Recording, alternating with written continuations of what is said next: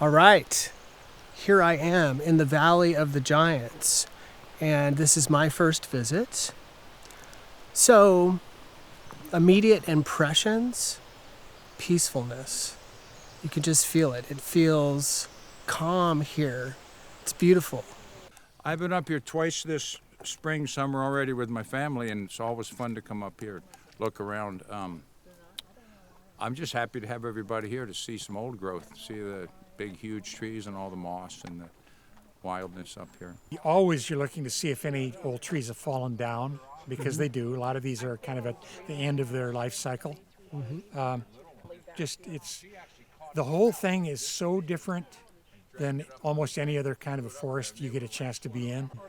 I'm looking forward to basically just smelling it. Nice. Awesome.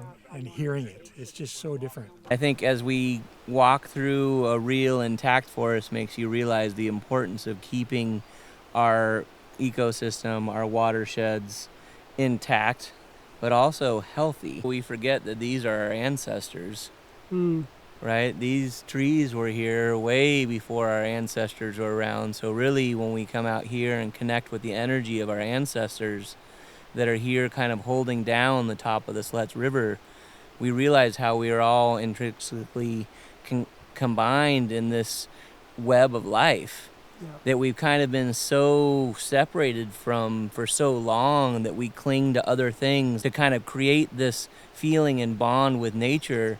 And you have to come out and feel the energy of these ancestors to make you realize that we're all part of this together. We all need to put our piece in, put our time in to make sure that we have places like this to go to, not just for our kids, but, you know, for the 7 generations coming beyond. What I've learned, at least on these trips to the Valley of the Giants, is that if the trees are the lungs of the earth, then the rivers are the blood.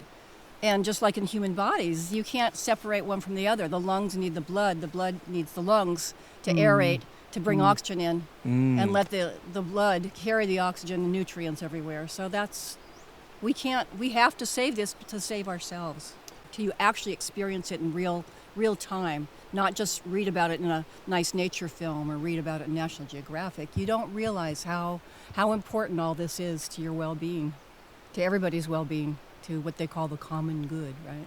This is a classic old-growth forest with multiple layers and complexity of the forest floor, understory to trees of all different heights that are kind of layered through the whole forest, and it gives the forest a complexity that is really incredible and very different from an industrial plantation. There's just an incredible mix here. There's so many different advantages to this, from clean water. The timber industry puts ads on TV about clean water coming from forest lands, but that's really federal lands that they haven't messed with. Their lands they don't produce clean water anywhere near as much as a forest like this. And carbon sequestration, another aspect of a forest like this. Even the big trees, the research has shown, are putting on more carbon. More and more of the timber industry is publicly traded on Wall Street, and they are by law required to maximize profit. And that creates, there's been a huge change in forest practices in the last 20 years.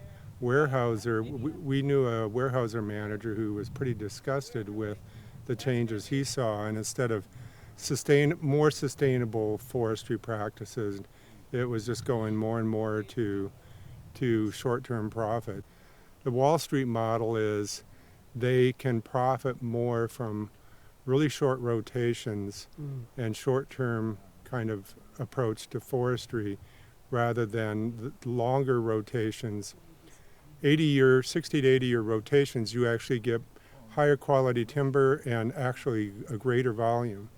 Say you do 2 40-year rotations and you get a certain volume. If you did an 80-year rotation, didn't do that middle harvest and let it grow, you actually would get higher quality timber, wood, and more volume. For their formula to work, they have to get the tree 4 feet tall in 4 years. They call it 4x4. And if they don't, you could make money on a different investment, more money on your money a different way. So the reason that they have to spray is to keep this investment opportunity going for Wall Street, because all of these forests are owned by, Hancock, Weyerhaeuser, which are all publicly traded, which are selling these timber stocks. For streams, it protects water temperatures for fish way better, to have buffers, wider buffers, less sedimentation into streams and that kind of thing. So it's good in many ways. The water supply of like a number of towns on the Oregon coast, Rockaway Beach and Wheeler, have been really adversely affected by sedimentation into their treatment plants, and they've had to spend millions of dollars. This is another way that the industry has made profit at taxpayer expense. And so yeah, the buffers are good that way. Where buffers are really a huge joke is with aerial herbicide spraying, because winds blow it way farther and it can revolatize and so forth. And buffers essentially don't work much at all with the aerial herbicide spraying. So, here we see where they're using the poison cocktail, I like to call it. So we got usually a mix of glyphosate, Roundup. A lot of times they'll mix that with atrazine.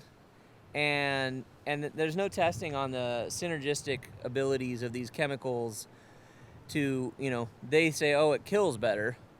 But that's the whole point, right? They use this to kill the plants so that they can get their tree farms going. But if you look back here on these gray area, you'll start noticing that a lot more as you're going around the industrial forest. And then you'll see these edges. And that's where you're going to see the animals kind of going into these areas. And this is all their home, but all of a sudden they have this huge area that's denuded of all of the green leafy plants that they eat. They're basically starting at the top and working their way down. All of these have been cut in the last 15 years. And so all of this runoff comes down into our drinking water. This is the sleds. 5 cities get their drinking water out of here. 2,4-D and glyphosate are actually the ones that really get used out here a bunch, and it's because it knocks down everything. It kills everything. That's what it's made for. They want to just broadcast spray this out of a helicopter because that's the cheapest way to apply their poison. All the little streams that aren't protected that flow right through these and into the river that we're drinking out of.